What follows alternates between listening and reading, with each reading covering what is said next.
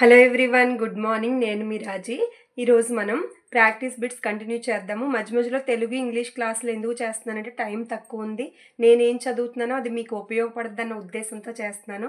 అందరికీ thank you so much. మీలో ఒకరిగా, ఒక సిస్టర్గా నన్ను అందరూ ట్రీట్ చేస్తున్నందుకు నాకు చాలా హ్యాపీగా అనిపించింది.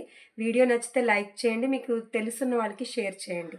ఓకే, అందరికీ ఉపయోగపడాలి, అలాగే నేను చదువుకోవాలన్న ఉద్దేశంతో నేను ఈ ఛానల్ స్టార్ట్ చేశాను. ఓకే, ఈ వీడియో తీయడానికి ఎవరూ లేరు, దానివల్ల టర్న్ చేస్తున్నాను మొబైల్ చూడండి. అలాగే ఇంగ్లీష్ ఒకటి, నేను సైన్స్ ఒకటి, అలాగే తెలుగు ఒకటి 6th నుంచి 9th వరకు అప్లోడ్ చేస్తాను. ఆల్రెడీ ప్లేలిస్ట్లో ఉన్నాయి. ఎవరైనా చూడకపోతే చూడండి, బాగా యూజ్ అవుతాయి. టెట్కైతే ఎస్జిటి వాళ్ళకి, అసిస్టెంట్ వాళ్ళకి ఇద్దరికి ఉపయోగపడతాయి. అలాగే ఇక్కడ ఇప్పుడు ప్రాక్టీస్ బిట్స్ అయితే టైం తక్కువ ఉంది కాబట్టి ప్రాక్టీస్ బిట్స్ చేస్తే కనీసం చాప్టర్స్ కవర్ అవుతాయి.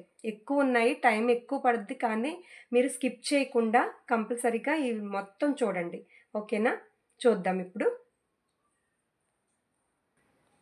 ఇక్కడ చూడండి, 26th వచ్చి మనకు ఆన్సర్. ఇక్కడ థార్న్డైక్ అనే అమెరికన్ మనోవిజ్ఞాని ప్రజ్ఞలో పేర్కొన్న రకాలు ఎన్ని అంటే 3 టైప్స్ అట. 3 టైప్స్. ఫ్లోలో ఇది తప్పు చెప్పాను, 3 టైప్స్. నెక్స్ట్ 40 ఆన్సర్ ఒకసారి చూడండి. 40ది థార్న్డైక్ ప్రకారం ప్రజ్ఞకు ఎన్ని గుణాలు ఉంటాయి అంటే 4 రకాలు. ఇక్కడ ఆన్సర్ తప్పిచ్చాడు. బుక్లో కూడా 1-2 తప్పులు వస్తాయి. అయితే 4 రకాలను ఇచ్చాడు, అదే 5 రకాలను ఇచ్చాడు. ఆన్సర్ వచ్చి మనకి థార్న్డైక్ ప్రకారం ప్రజ్ఞకు ఎన్ని గుణాలు అంటే 4 గుణాలన్నమాట. నెక్స్ట్ వన్ వచ్చి థార్న్డైక్. ఇప్పుడు చూడండి, 65 బిట్స్ ఆల్రెడీ చెప్పేసుకున్నాం. 66 నుంచి కంటిన్యూ చేస్తాను. 185 బిట్స్ ఉన్నాయి, ఫాస్ట్గా చెప్పేస్తాను. మధ్య మధ్యలో ఆగితే మనకి ఇంకా లెంతీ అయిపోద్ది వీడియో. నెక్స్ట్ వేరే గత ఎగ్జామ్స్లో అడిగిన క్వశ్చన్స్ కూడా ఉన్నాయి. ఓకేనా, ఫాస్ట్గా చూసేద్దాము. 66 ప్రజ్ఞా విభాజకాన్ని అంటే డిస్ట్రిబ్యూషన్ ఆఫ్ ఇంటెలిజెన్స్ గురించి చెప్పింది ఎవరంటే టెర్మన్ అండ్ మెర్రిల్. 3ల ఐక్యూ ఎంత ఉంటుందంటే 20 బిలో ఉంటుంది అనమాట, 0 to 20. ఇక్కడ ఒక పట్టిక ఉంది, ఆ పట్టిక చూస్తే మనకి ఈజీగా ఉంటుంది. ఒకసారి చూడండి, ఇక్కడ చూడండి. 20 కంటే తక్కువ ఎప్పుడు 3లు ఇడియట్స్లో ఉంటుంది. 20 నుంచి 50 వరకు మనకి బుద్ధిహీనుల్లో, ఇంబేసిల్స్లో ఉంటుంది. 50 నుంచి 70 వరకు ప్రజ్ఞాలబ్ధి అల్పబుద్ధుల్లో ఉంటుంది, మోరాన్స్. 70 నుంచి 90 అయితే తెలివి తక్కువ వాళ్ళు, డల్లర్స్. 90 నుంచి 110 వచ్చి సగటు ప్రజ్ఞావంతుల్లో ఉంటుంది, ఇంపార్టెంట్ ఇది. 110 నుంచి 130 వరకు ఉన్నత ప్రజ్ఞావంతులు, సుపీరియర్స్లో ఉంటుంది. 130 నుంచి 140 వరకు అత్యున్నత ప్రజ్ఞావంతులు, వెరీ సుపీరియర్స్లో ప్రజ్ఞాలబ్ధి. 140 నుంచి 150 ఎవరండి అంటే ఇంకా అత్యున్నత ప్రజ్ఞావంతులు. మనం ఎక్కడోళ్ళమో చూసుకోవాలి, ఇక్కడ తెలివి తక్కువ వాళ్ళమా లేకపోతే సగటు ప్రజ్ఞావంతులమా. మనకి ఎగ్జామ్ డిఎస్సి కొట్టడాన్ని బట్టి ఉంటుంది, అవునా. నెక్స్ట్ 140 నుంచి 150 అయితే ఉన్నత ప్రజ్ఞావంతులు, అత్యున్నత ప్రజ్ఞావంతులు. అలాగే 150 నుంచి 160 అయితే ఇంకా ప్రతిభావంతులు, జీనియస్ లేదా గిఫ్టెడ్ పర్సన్స్ అనమాట. నెక్స్ట్ 160 పైన అయితే ఇంకా గిఫ్టెడ్ అనమాట. ఓకే, నెక్స్ట్ ఇక్కడ బిట్స్లోకి వెళ్ళిపోదాం. ఇక్కడ చూడండి, 3ల ఐక్యూ అయితే ఇప్పుడు 20 బిలో అనుకున్నాం కదా. నెక్స్ట్ బుద్ధిహీనుల ఐక్యూ ఎంత ఉంటుందండి అంటే 20 నుంచి 50 అనమాట. అల్పబుద్ధుల ప్రజ్ఞాలబ్ధి అయితే 50 నుంచి 70. తెలివి తక్కువ వాళ్ళ ఐక్యూ ఎంత అంటే డల్లర్స్ది 70 నుంచి 90. సాధారణ ప్రజ్ఞావంతులు లేదా సగటు ప్రజ్ఞావంతులు ఇంపార్టెంట్ అన్నాను కదా, 90 నుంచి 110. ఉన్నత ప్రజ్ఞావంతుల సుపీరియర్స్ యొక్క ప్రజ్ఞాలబ్ధి ఎంత అండి అంటే 110 నుంచి 120. ఇక్కడ ఆప్షన్స్ బట్టి మనం ఆన్సర్ పెట్టుకోవాలి. నెక్స్ట్ అత్యున్నత ప్రతిభావంతుల ఐక్యూ ఎంతండి అంటే 120 నుంచి 140. గిఫ్టెడ్ పర్సన్స్ ప్రజ్ఞాలబ్ధి ఎంతంటే 140 అబౌవ్. సమాజంలో ఎక్కువ మంది ఏ ప్రజ్ఞావంతులు ఉంటారు? సగటు ప్రజ్ఞావంతులు ఉంటారు. 70 అంతకన్నా తక్కువ ఐక్యూ గల వారిని ఏమంటారు అంటే మందబుద్ధులు అంటారు. సాధారణ తరగతి బోధనా పద్ధతులు ఎవరికి ఉపకరిస్తాయంటే సామాన్య ప్రజ్ఞాస్థాయి గల విద్యార్థులకే ఉపకరిస్తాయి. మిగతా వాళ్ళకి వీళ్ళందరికీ కూడా ప్రత్యేకంగా చెప్పాలి, స్పెషల్గా. స్లో లెర్నర్స్ లేదా వెనుకబడిన పిల్లలు అని ఎవరిని వ్యవహరిస్తారంటే 70 అంతకన్నా తక్కువ ఐక్యూ గల వారిని స్లో లెర్నర్స్ అంటారు. అత్యున్నత ప్రజ్ఞావంతులను ఏమంటారు అంటే సాధారణ పిల్లలే అంటారు. ప్రత్యేక అవసరాలు గల పిల్లల్ని ఏమంటారంటే అసాధారణ పిల్లలు అంటారు. వెనుకబడిన విద్యార్థుల అవధాన కాలం తక్కువగా ఉంటుంది. నెక్స్ట్ వెనుకబడిన విద్యార్థులకు ప్రత్యేక తరగతుల ద్వారా బోధించడాన్నే మనం నివారణ విద్య అంటాం. అంటే వెనుకబాటుతనాన్ని మనం నివారించాలి కాబట్టి నివారణ విద్యను గుర్తుపెట్టుకోండి. నెక్స్ట్ గుడ్డి, మూగ, చెవుడు పిల్లల పాఠశాలలు ఏంటంటే బదిరుల పాఠశాలలు అంటాం కదా, వాటిని మనం ప్రత్యేక పాఠశాలలు అంటాం. బాల నేరస్తుల పాఠశాలనే బోస్టన్ పాఠశాల అంటాం. బాల నేరస్తులు బోస్టన్, బో గుర్తుపెట్టుకోవచ్చు. సగటు ప్రజ్ఞాస్థాయికి మరీ ఎక్కువ లేదా మరీ తక్కువ ఉన్న పిల్లల్నే మనం విలక్షణ పిల్లలు అంటాం. ఒక వయస్సు వారి సామర్థ్యాల కంటే తక్కువ స్థాయి ఉండే వారిని ఏమంటామంటే స్లో లెర్నర్స్ అంటారు. తక్కువ ఉంది కాబట్టి స్లో. వెనుకబడిన విద్యార్థుల బోధనలో ఏ అంశాలకు ప్రాముఖ్యత ఇవ్వాలి అంటే మూర్త అంశాలకే ఇవ్వాలి. అమూర్త ఎప్పుడు కూడా బాగా ప్రజ్ఞావంతులకే ఇవ్వాలి. వెనుకబడిన వాళ్ళకి ఎప్పుడు మూర్త జోలికే వెళ్ళాలి, అమూర్త జోలికి వెళ్ళకూడదు. ఒక వ్యక్తిని మాత్రమే పరీక్షించే పరీక్షలను ఏమంటాం? వైయక్తిక పరీక్షలు అంటాం. చదువు రాని వారి కోసం, భాష రాని వారి కోసం ఉపయోగించే పరీక్షలనే మనం ఏమంటాము? ఇది మీకు తెలిస్తే కామెంట్ చేయండి. ఇక్కడ ఆన్సర్ నాకు కన్ఫ్యూజ్ అయ్యాను. 19th వన్ వచ్చి భాషా జ్ఞానం ఉన్నవారికి, చదువు వచ్చిన వారికి ఉపయోగించే ప్రజ్ఞా పరీక్షలనే మనం ఏమంటాం? ఇది శాబ్దిక పరీక్షలు అంటాం. చదువు వచ్చిన వాళ్ళకి పెట్టేవి శాబ్దిక. ప్రాక్ పాఠశాల విద్యార్థులు అంటే పాఠశాలలకు వెళ్ళక ముందు ఉన్న విద్యార్థులకు, శిశువులకు ఉపయోగించే మాపనల్ని తయారు చేసింది గెస్సెల్. గిలగిచ్చికాయ గుర్తుపెట్టుకోండి. స్కూల్కి వెళ్ళని పిల్లలు, బాగా చిన్న పిల్లలు, శిశువులు ఏం చేస్తారు? గిలగిచ్చికాయలతో ఆడుకుంటారు కదా, అలా అయితేనే మనకు గెస్సెల్ ఈజీగా వెంటనే స్ట్రైక్ అవుద్ది మైండ్లో. అక్షరాస్యులైన వారిని సైన్యంలో ఎంపిక చేసే సామూహిక పరీక్షనే మనం ఆర్మీ ఆల్ఫా అంటాం. సైన్యం అంటే ఆర్మీ, ఆల్ఫా అంటే అక్షరాస్యులు. ఆర్మీ బీటా వచ్చి నిరక్షరాస్యులు. చదువు రానోళ్ళకైతే బీటా బెబ్బెబ్బే అని గుర్తుపెట్టుకోవడానికే. బీటా అంటే చదువు రాని వాళ్ళకి, ఆర్మీలో ఉన్న వాళ్ళకి, ఆర్మీలో ఉండి చదువు వచ్చిన వాళ్ళకి ఆర్మీ ఆల్ఫా. తక్కువ సమయంలో ఎక్కువ మందిని పరీక్షించగలిగే పరీక్షలనే మనం సామూహిక పరీక్షలు అంటాం. ఎక్కువ మందికి ఒకేసారి పెడేస్తే మనం సామూహిక టెస్టులు అంటాం. పేపర్ పెన్సిల్ పరీక్ష అని పిలువబడే పరీక్షలను ఏమంటామంటే శాబ్దిక పరీక్షలు. చదువు వచ్చిన వాళ్ళకే కదా పేపర్లు పెన్సిల్ ఇస్తారు. వయోజనులకు మొట్టమొదటి ప్రజ్ఞా పరీక్షను తయారు చేసింది వెస్ట్లర్. వెయిజ్, WAIS. వెయిజ్లో ఉప పరీక్షలు ఎన్నండి అంటే ఇది అవసరం లేదంతలాగా. వెయిజ్ ఈ వయసు వారికి ఉపయోగిస్తారు. ఏ వయసు వారికి? 16 సంవత్సరాలు పైబడిన వారికి, పెద్దవాళ్ళకి ఉపయోగిస్తారు. WISE వైజ్ను ఉద్దేశించింది ఎవరికంటే పిల్లలకి వైజ్ తయారు చేశారు. వెయిజ్ ఏమో పెద్దవాళ్ళకి. వైజ్ను తయారు చేసింది వెస్ట్లర్. వైజ్ వయోజనులకు ప్రజ్ఞా పరీక్ష తయారు చేసింది వస్తుంది వెస్ట్లర్. వెయిజ్ను తయారు చేసింది వెస్ట్లర్. వెయిజ్ ఏ వయసు వరకు అంటే 5 to 14 years చిన్నపిల్లలకు అనమాట. పింటన్ ప్యాటర్సన్ పరీక్ష అనేది నిష్పాదన పరీక్ష. అంటే వాళ్ళ టాలెంట్ ద్వారా, చదవడం ద్వారా, మనం రాయడం, ప్రశ్నలకి సమాధానం రాయడం ద్వారా కాకుండా టాలెంట్ లేదా పనుల ద్వారా తెలియజేస్తే దాన్ని నిష్పాదన టెస్టులు అంటాం. శిశు ప్రజ్ఞామాపనలను తయారు చేసింది ఎవరండి అంటే గెస్సెల్. గిలగిచ్చికాయ అనుకున్నాం కదా. శాబ్దిక టెస్టులు అనేవి ఆర్మీ ఆల్ఫా టెస్టులు. నెక్స్ట్ మనకి అశాబ్దిక పరీక్షలకు ఉదాహరణ రావెన్స్ ప్రోగ్రెసివ్ మ్యాట్రిసిస్. అశాబ్దిక పరీక్షలకు ఎగ్జాంపుల్స్ అనమాట. ఎక్కువ చదువు రాని వాళ్ళు బెడ్స్ మీద పడుకుంటారని గుర్తుపెట్టుకోండి. అలాగే మ్యాట్రిమోనీలో చేరతారని గుర్తుపెట్టుకోండి. అలాగే చదువు రాని వాళ్ళకి, చదువుకోని వాళ్ళని ఎక్కువగా త్వరగా మ్యారేజ్ చేసేస్తారు కదా, మ్యాట్రిమోనీలో చేరిపోతారని గుర్తుపెట్టుకోండి. రావెన్స్ ప్రోగ్రెసివ్ టెస్ట్ అంటే అశాబ్దిక పరీక్షలు. చాలా టెస్టులు ఉంటాయి కాబట్టి కొన్నైనా కోడ్తో గుర్తుపెట్టుకోండి.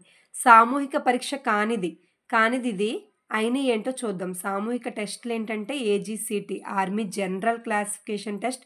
జనరల్ వస్తే ఎప్పుడు ఎక్కువ మందికి పెట్టేదే. RPM అంటే రావెన్స్ ప్రోగ్రెసివ్ మ్యాట్రిసిస్. మ్యాట్రిమోనీలో పెట్టారంటే ఎక్కువ మంది ఉంటారు కదా.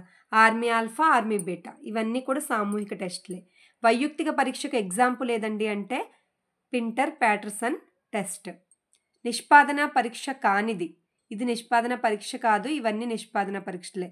Course block design test, Alexander pass along test, cube construction test. అంటే నిష్పాదన టెస్ట్ అంటే మనం రాయడం ద్వారా కాకుండా చూడండి డిజైన్ ద్వారా, అలాగే లాంగ్ టెస్ట్, అలాగే క్యూబ్ని అరేంజ్ చేయడం అన్నట్టు గుర్తుపెట్టుకోండి. ఇవన్నీ కూడా నిష్పాదన టెస్టులు.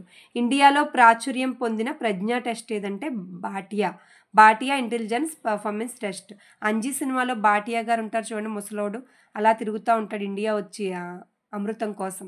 అది గుర్తుపెట్టుకోండి. బాటియా ఇండియా వచ్చాడు. ఇండియాలో ప్రాచుర్యం పొందిన ప్రజ్ఞా టెస్ట్. చాలా తెలివైనోడాడు కాబట్టి ప్రజ్ఞా test Bhatia intelligence performance test. Form board పరీక్షను తయారు చేసింది ఎవరు? ఫామ్ బోర్డు కొత్తగా వచ్చిందండి, ఇంపార్టెంట్. ఫామ్ బోర్డు పరీక్షను తయారు చేసింది మనకి సెగ్విన్. సెగ్విన్ వచ్చి ఫామ్ బోర్డ్. ఫార్మసీ గుర్తుపెట్టుకోండి, ఫార్మసీలో ఎప్పుడు కెమికల్స్ సెగలు కక్కుతూ ఉంటాయి కాబట్టి ఫార్మసీ సెగలు, ఫామ్ బోర్డ్ సెగ్విన్. సెగ్విన్ ఫామ్ బోర్డ్ను సాధారణంగా ఎవరి ప్రజ్ఞ తెలుసుకోవడం కోసం ఉపయోగించారంటే మందబుద్ధి గలవారి కోసం ఉపయోగించారు. తక్కువ చదువుకున్న వాళ్ళు ఫార్మసీలో చేరిపోతున్నారు కెమికల్స్ ఉన్నప్పటికీ అని గుర్తుపెట్టుకోండి. మందబుద్ధి గలవారు కూడా గుర్తొచ్చేస్తుంది. ఒక వ్యక్తిలో ఉండే అంతర్గత సామర్థ్యాన్ని తెలియజేసే టెస్టులు ఏమంటే సహజ సామర్థ్య పరీక్షలు. లోపల ఉన్న సామర్థ్యాన్ని తెలియజేసేవే సహజ సామర్థ్య పరీక్షలు. ఒక వ్యక్తి ఏ రంగంలో రాణించగలడు అనే విషయాన్ని తెలియజేసే టెస్టులు ఏమండి అంటే సహజ సామర్థ్య పరీక్షలు. ఏ రంగంలో తను భవిష్యత్తులో వెళ్తాడో అని గుర్తుపెట్టేది మనకి సహజ సామర్థ్య పరీక్షలే. సహజ సామర్థ్య టెస్టులు అనేవి వ్యక్తిలో ఏ విషయాలను కొలుస్తాయి అంటే నిర్దిష్టమైన కారకాలు. ఒక్కొక్కళ్ళు ఒక్కో రకంగా సామర్థ్యం ఉంటుంది కదా, నిర్దిష్ట కారకాలని తెలియజేస్తాయి. విభిన్న సహజ సామర్థ్య పరీక్ష అంటే డిఫరెన్షియల్ యాప్టిట్యూడ్ టెస్ట్ని తయారు చేసింది మనకి బెన్నెట్. భిన్న బెన్నెట్ గుర్తుపెట్టుకోండి. డాట్ను దేన్ని కొలుస్తుందంటే డాట్ ఇప్పుడేగా చెప్పుకున్నాం, సహజ సామర్థ్య పరీక్ష, డిఫరెన్షియల్ యాప్టిట్యూడ్ టెస్ట్ డాట్ అంటే. విద్యా ఔద్యోగిక సహజ సామర్థ్యాలను తెలుసుకోవడానికి ఉపయోగించే టెస్ట్ ఏదండి అంటే డాట్. ఫర్డ్యూ పెగ్ బోర్డు ఏ సహజ సామర్థ్యాన్ని కొలుస్తుందంటే యాంత్రిక. పెగ్ బోర్డు, ప్లగ్లు అనేవి యంత్రాలే కాబట్టి యాంత్రిక గుర్తెట్టుకోండి. ఉపాధ్యాయుడు తరగతి గదిలో విద్యార్థుల మానసిక వికాసాన్ని తెలుసుకోవడానికి ఈ టెస్ట్ను ఉపయోగిస్తారంటే ప్రజ్ఞా పరీక్షలు. ఎప్పుడు విద్యార్థుల గురించి తెలుసుకోవడానికి ప్రజ్ఞ తెలుసుకోవాలి. వృత్తి సంబంధ సహజ సామర్థ్యాలు తెలుసుకోవడానికి ఈ పరీక్షలు ఉపయోగపడవు. ఉపయోగపడేవేంటో చూస్తే ఉపయోగపడంది చూద్దాం. ఉపయోగపడంది ఇదంట, ఇవన్నీ ఉపయోగపడతాయి. వృత్తి సంబంధ సహజ సామర్థ్యాన్ని తెలుసుకోవడానికి అంగుళి నైపుణ్య test, finger dexterity test, Minnesota manipulation test, గుమ్మాస్తగిరి టెస్ట్, ఇవన్నీ కూడా జాబ్కి సంబంధించిన టెస్టులు. సీషోర్ మ్యూజికల్ టాలెంట్ టెస్ట్ దేనికి సంబంధించిందంటే మ్యూజికల్ అనగానే ఆర్ట్, సో కళా సంబంధ సహజ సామర్థ్యాన్ని తెలియజేస్తుంది. నెక్స్ట్ మనకి జార్జ్ కే బెన్నెట్ సిద్ధాంతంలో ఈ సిద్ధాంతం ఆధారంతో డాట్ను తయారు చేశాడు. బెన్నెట్టే తయారు చేశాడు డాట్ని. ఏ సిద్ధాంతంతో అంటే సామూహిక కారక సిద్ధాంతం ఆధారంగా తయారు చేశాడు. విభిన్న సామర్థ్యాన్ని కొలిచే సహజ సామర్థ్య పరీక్ష కానిది అయిందేంటో చూద్దాం. ఈ మూడు కూడా సహజ సామర్థ్య పరీక్షలే. డాట్, అలాగే GATB అంటే general aptitude test battery, FACT అంటే ఫ్లనగన్ యాప్టిట్యూడ్ క్లాసిఫికేషన్ టెస్ట్. ఈ మూడు కూడా సహజ సామర్థ్యాలను కొలిచే టెస్టులు, విభిన్న సామర్థ్యాన్ని కొలిచే టెస్టులు. డాట్లో ఉపపరీక్షల సంఖ్య ఎంతండి అంటే 7. GATBలోని ఉపపరీక్షల సంఖ్య 12. అభిరుచులను 3 రకాలుగా చెప్పింది చాప్లిన్. చాప్లిన్ అంటే ఎవరికి అభిరుచి ఉండదు, కోడింగ్ ద్వారా గుర్తుపెట్టుకోండి. చార్లీ చాప్లిన్ అంటే పిల్లలందరికీ కార్టూన్ ఇష్టం, నవ్విస్తాడు కాబట్టి. సో అభిరుచులను 3 రకాలుగా చెప్పింది చాప్లిన్. అభిరుచి పరీక్షకు ఎగ్జాంపుల్ వచ్చి Kuder, preference record, Strong vocational blank, Thurstone. 3 కూడా అభిరుచి టెస్ట్లే. ఎలా గుర్తుపెట్టుకుంటారంటే అభిరుచి ఉంటే థర్స్టీ ఉంటుంది, ఆ విషయం పైన థర్స్టీ ఉంటుందని, స్ట్రాంగ్గా థర్స్టీ ఉంటుందని. స్ట్రాంగ్ అభిరుచి ఉంటే థర్స్టీ ఉంటుంది, క్యూరియాసిటీ ఉంటుందని గుర్తుపెట్టుకోండి. ఎందుకంటే చాలా రకాల టెస్టులు వచ్చాయి మనకి ఇప్పటికి. భవిష్యత్తు నిష్పాదనను ప్రాగుక్తీకరించే టెస్టులు ఏవండి అంటే అభిరుచి పరీక్షలు. వాడికి ఏదైనా బ్యాట్ బాల్ పట్టుకున్నాడు అనుకోండి, ప్లేయర్ అంటే ప్లేయింగ్ మీద కానీ క్రికెట్ మీద కానీ ఇంట్రెస్ట్ చూపుతాడు, వాడు అటు సైడే వెళ్తాడు. కాబట్టి భవిష్యత్తు నిష్పాదనను ప్రాగుక్తీకరించేవి అభిరుచులు. ఒక విద్యార్థి తాను టీచర్ కావాలనుకునే అభిరుచి ఏదండి అంటే ప్రకటిత అభిరుచి. టీచర్ అవ్వాలనుకుంటున్నానని చెప్పేసింది కాబట్టి ప్రకటిత అభిరుచి. పిల్లల రీక్రియేషన్కు సంబంధించి అభిరుచుల ప్రశ్నావళిని రూపొందించింది స్టాన్లీ హాల్. అంటే వాళ్ళకి రీక్రియేషన్కి సంబంధించి అంటే చూడండి, వాళ్ళకి ఏదైనా టాలెంట్ ఉంటే హాల్లో కూడా ప్రదర్శిస్తారని గుర్తుపెట్టుకోండి. టాలెంట్ అంటూ ఉంటే ఒక రూమ్ లోపల కూర్చునే కాదు, హాల్లో అయినా సరే అందరి ముందు అయినా సరే ఆ టాలెంట్ని బయట పెడతారు. కాబట్టి స్టాన్లీ హాల్ వచ్చి అభిరుచుల ప్రశ్నావళిని రూపొందించాడని గుర్తుపెట్టుకోండి. నెక్స్ట్ వన్ వచ్చి మనకి విద్యార్థుల్లో అభిరుచులను మాపనం చేయడానికి ఎన్ని రకాల పద్ధతుల్ని ఉపయోగిస్తారు అంటే మనకి 4 రకాల పద్ధతులను ఉపయోగిస్తారు. వైఖరులు అనేవి ఎప్పుడు మారుతూ ఉంటాయి. వైఖరులు ముఖ్యంగా దేనివల్ల ఏర్పడతాయి అంటే అభ్యసనం వల్ల వైఖరులు ఏర్పడతాయి అంటే చాలా ఇంపార్టెంట్.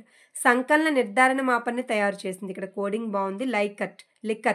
లికట్ అంటే లెక్కలను గుర్తుపెట్టుకోండి. సంకలనం అంటే మనకి యాడింగ్ కదా, సంకలన వ్యవకలనాలంటే లెక్కల్లోనే వస్తుంది కాబట్టి లికట్ సంకలనం. ఈక్వల్ అపియరింగ్ ఇంటర్వెల్ స్కేల్ను రూపొందించింది థర్స్టన్. ఇంటర్వెల్లో దాహం వేసినప్పుడు ఇంటర్వెల్లో వాటర్ తాగా అంటాం.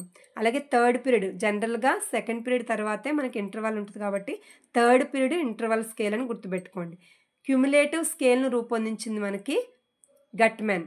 గట్స్ ఎక్కువ ఉంటే మనల్ని ఎవరైనా ఏమన్నా అన్నారంటే కుమ్మేస్తామని గుర్తుపెట్టుకోండి. గట్స్మెన్ వచ్చి క్యుములేటివ్, ఈజీగా గుర్తుంటుంది. సాంఘిక అంతర్మాపన్ని తయారు చేసింది బొగార్టస్. నీ భోగోతం అంతా సంఘంలో తెలిసిపోయిందిలే అని గుర్తుపెట్టుకోండి. సాంఘిక అంతర్మాపని బొగార్టస్. 5 పాయింట్ల స్కేల్ని తయారు చేసింది మనకి లికర్ట్ మాపని. 5 పాయింట్ల స్కేల్ ఏదంటే లికర్ట్ మాపని. 5 పాయింట్స్ అన్న లెక్కలే, సంకలనం అన్న లెక్కలే కాబట్టి లికర్ట్ గుర్తుపెట్టుకోండి.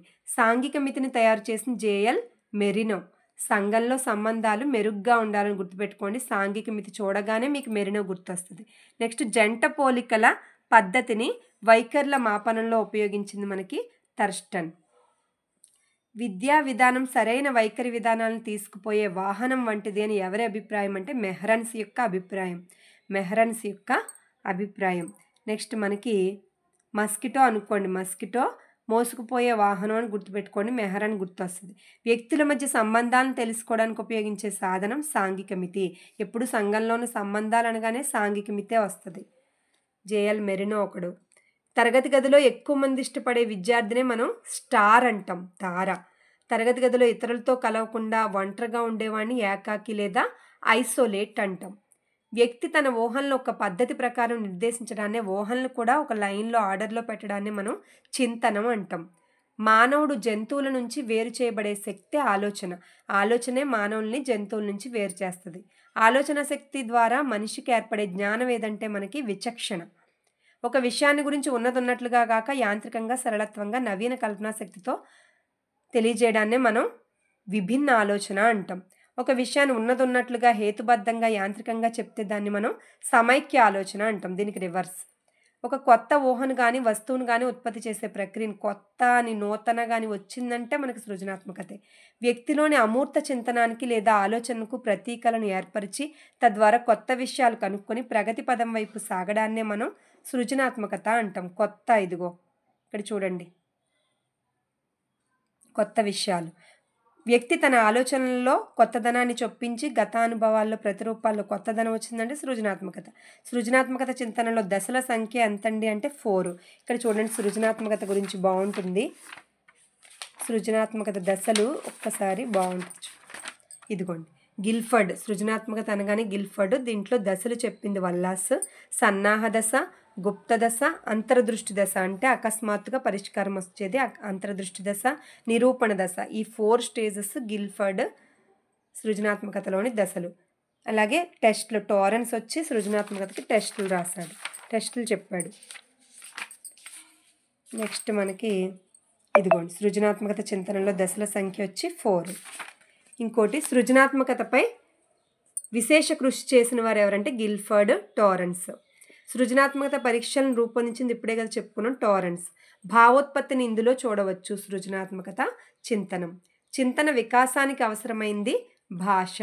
మానసిక ప్రతిరూపాలు కలిగిన ఆలోచన ఏదండి అంటే విభిన్న ఆలోచన. ప్రతిరూపాలు అంటే అనేక రూపాలు కలిగింది విభిన్న ఆలోచన. హేతుబద్ధమైన ఆలోచనకు మరొక పేరు సమైక్య ఆలోచన. ఇందాక చెప్పుకున్నాం. వైఖరులు ఎన్ని రకాలు అంటే 2 రకాలు. సమస్య పరిష్కారానికి ఇది తప్పనిసరి. ఏది? వివేచనం అనేది తప్పనిసరి. భావనోద్భవం 4 దశలుగా జరుగుతుందని చెప్పింది మనకి జీన్ పియాజే. అన్నకు ఆటల మీద ఇష్టం, అలాగే తమ్ముడికి చదువు అంటే ఆసక్తి. దేనిని సూచిస్తుంది? ఒక్కొక్కరు ఒక్కోలా ఉన్నారు కాబట్టి వ్యక్తిగత భేదాలు. వ్యక్తుల మధ్య అంతరం ఉంది, తేడా ఉంది. వ్యక్తులందరూ ఒకే రకంగా చదవలేరు, ఒకే ప్రజ్ఞ కలిగి ఉండరు. దీనికి కారణం వైయక్తిక భేదాలు. ఒక్కో వ్యక్తి ఒక్కోలా ఉంటాడు. దీన్ని మనం వైయక్తిక భేదాలు అంటాం.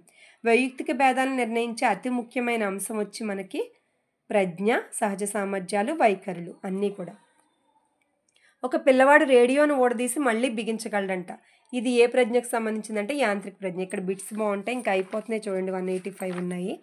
ఓకే, రేడియోని మళ్ళీ బిగిస్తున్నాడంటే అది యంత్రం కాబట్టి యాంత్రిక ప్రజ్ఞ. రాజకీయ నాయకులు, పార్టీ లీడర్లు, సినిమా నటుల్లో ఉండే ప్రజ్ఞ ఏదంటే కంపల్సరీ సాంఘిక ప్రజ్ఞ. సంఘంలో మెరుగైన అవకాశాలు వాళ్ళకి రావాలంటే మాటే ప్రధానం వాళ్ళకి. ఓకే, సాంఘిక ప్రజ్ఞ. థార్న్డైక్ ప్రకారం ఒక వ్యక్తి ఎన్ని కృత్యాలు చేయగలడో తెలియచేసేదే మనకి వ్యాప్తి. ఎన్ని చేయగలడో చేసేది వ్యాప్తి. ఎన్ని కృత్యాలను ఎంత స్థాయిలో చేయగలడో చెప్పేది వైశాల్యం. ఎంత స్థాయిలో అంటే ఏరియా, ఇక్కడ వైశాల్యం. మొట్టమొదటి 1905లో బినే సైమన్ ప్రజ్ఞా పరీక్షలో అంశాల సంఖ్య 30. 1908లో సైమన్ బినేలు ప్రజ్ఞా పరీక్షను సవరించి ఎన్ని అంశాలలో వెలువరించారంటే మనకి 50 అంశాల్లో వెలువరించారు. 1908లో ప్రచురించిన బినే సైమన్ ప్రజ్ఞా పరీక్ష ఏ వయస్సు వారికి ఉద్దేశించిందంటే 3 నుంచి 13 వరకు. బినే సైమన్ అయితే 3 నుంచి 13, స్టాన్ఫోర్డ్ బినేదైతే 3 నుంచి 14 ఇయర్స్. ఓకే, 3 నుంచి 14 ఇయర్స్. శిశువుల మానసిక స్థితిని అంచనా వేసే పరీక్షలనే ప్రజ్ఞా పరీక్షలు అంటారు. ప్రయోజ్యులు ప్రతిస్పందించే తీరు ఆధారంగా తయారు చేసే పరీక్షలనే మనం పేపర్ పెన్సిల్ పరీక్షలు అంటాం. ప్రయోజ్యులు అంటే చదువుకున్న వాళ్ళకి. ప్రజ్ఞా పరీక్షల్లో ప్రశ్నాంశాలకు కౌశలాల ద్వారా జవాబు చెప్పే పరీక్షలనే మనం నిష్పాదన పరీక్షలు అంటాం. కావలసినంత సమయం తీసుకుని పూర్తి చేసే పరీక్షలనే మనం శక్తి పరీక్షలు అంటాం. టైం పెడితే వేగ పరీక్షలు, టైం పెట్టకపోతే శక్తి పరీక్షలు. నెక్స్ట్ వచ్చి మనకి వైఖరులు అనేవి ఏ మనోవిజ్ఞాన శాస్త్ర విభాగానికి చెందింది అంటే సాంఘిక మనోవిజ్ఞాన శాస్త్రానికి చెందింది. ఒక కొత్త ఊహను కానీ వస్తువును కానీ ఉత్పత్తి చేసే ప్రక్రియనే సృజనాత్మకత అంటారని, సృజనాత్మకత అనగానే గిల్ఫర్డ్. 3 × 4 = 8 + 4, 6 × 2 లేదా 24/2 అని ఒక విద్యార్థి చెప్తే అది విభిన్న ఆలోచన. రకరకాలుగా సమస్య పరిష్కారం చేశాడు. సృజనాత్మకత ప్రక్రియలో నూతన భావాలు ఈ దశలో వ్యక్తమవుతాయంటే అంతర్దృష్టి దశలో ఇందాక చెప్పుకున్న నూతన భావాలు బయటకు వ్యక్తమవుతాయి. బహుళ ప్రజ్ఞా సిద్ధాంతాన్ని రూపొందించింది మనకి గార్డినర్. అనేక రకాల పువ్వులు ఉంటాయి గార్డెన్లో అని గుర్తుపెట్టుకొని, అనేక రకాల ప్లాంట్స్ ఉంటాయి అనుకోండి గార్డినర్. ఫ్రేమ్స్ ఆఫ్ మైండ్ పుస్తక రచయిత గార్డినర్. ఫోటో ఫ్రేమ్స్ రావాలంటే ఫ్లవర్స్ సీనరీ కంపల్సరీగా ఉండాలి. కాబట్టి ఫ్రేమ్స్ ఆఫ్ మైండ్ అంటే ఫ్లవర్స్ అని గుర్తుపెట్టుకోండి, గార్డినర్ గుర్తొస్తుంది ఈజీగా.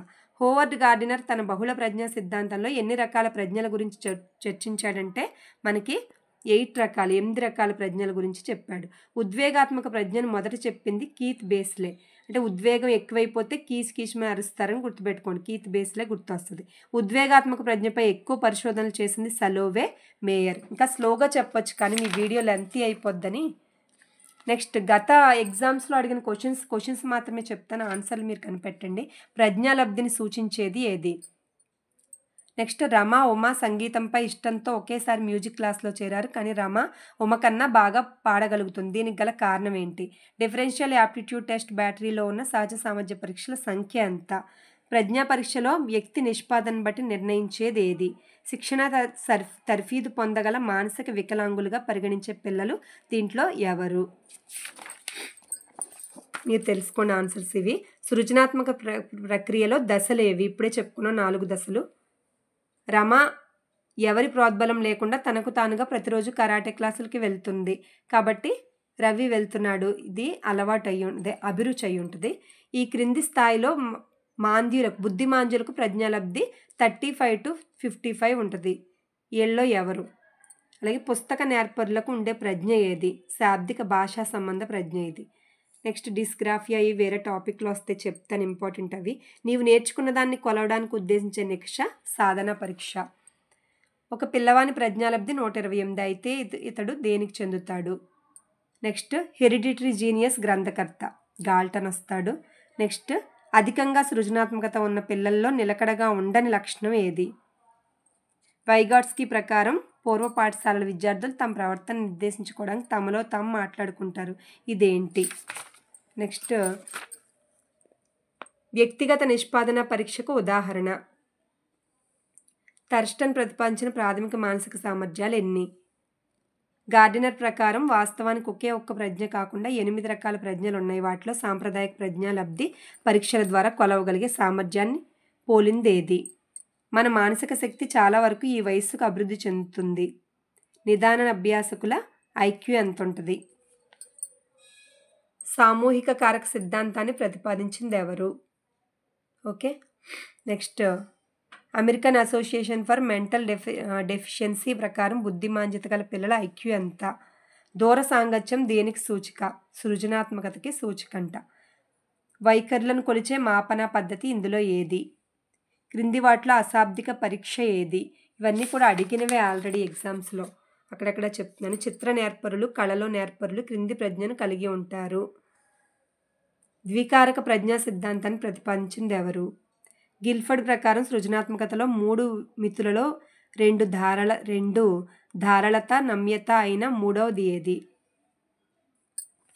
నెక్స్ట్ మనకి ప్రైమరీ మెంటల్ ఎబిలిటీ టెస్ట్ను రూపొందించింది ఎవరు? పాఠశాల పాఠ్య ప్రణాళికలో ఉద్వేగభరిత నైపుణ్యాలను బోధన ద్వారా చెప్పించడమే నేర్పరితనాన్ని ఇలా అంటారు. జనాభాలో అధిక భాగం యొక్క ఐక్యూ వ్యాప్తి ఎంత? ఉపాధ్యాయుని మార్గదర్శకత్వంలో తన సొంత అనుభూతులు, ఉద్వేగాలు, వాటి మధ్య విచక్షణలను ఉపయోగించడం తెలుసుకుని ఆ సమాచారాన్ని తన సొంత క్రియలకు నిర్దేశించుకునే ప్రజ్ఞ ఏది? బహుళ ప్రజ్ఞా సిద్ధాంతాన్ని ఎవరు రూపొందించారు? మీకు స్ట్రైక్ అయిందా? గార్డినర్. ప్లాంట్స్ ఎక్కువ బహుళ. ఏ వాస్తవిక వయసులోనైనా ఒక సగటు బాలుని నిష్పాదన ఎంత?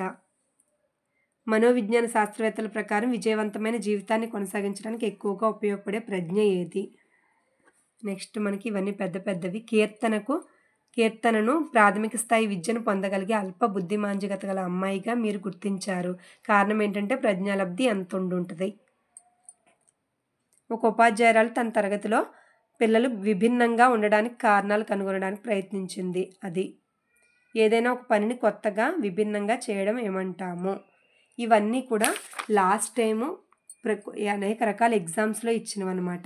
ఈ చాప్టర్ నుంచి ఇది వైయక్తిక భేదాల నుంచి మొత్తం చాప్టర్ కవర్ అయ్యేలాగా బిట్స్ అన్నీ చెప్పాను. అస్సలు మిస్ చేసుకోవద్దు. 1-2 సార్లు చూడండి. ఫాస్ట్గా చెప్పాను, వీడియో లెంత్ అవ్వకూడదని. ఓకేనా? Keep watching. నెక్స్ట్ వీడియోతో మళ్ళీ నెక్స్ట్ చాప్టర్తో కలుసుకుందాం. Thank you so much.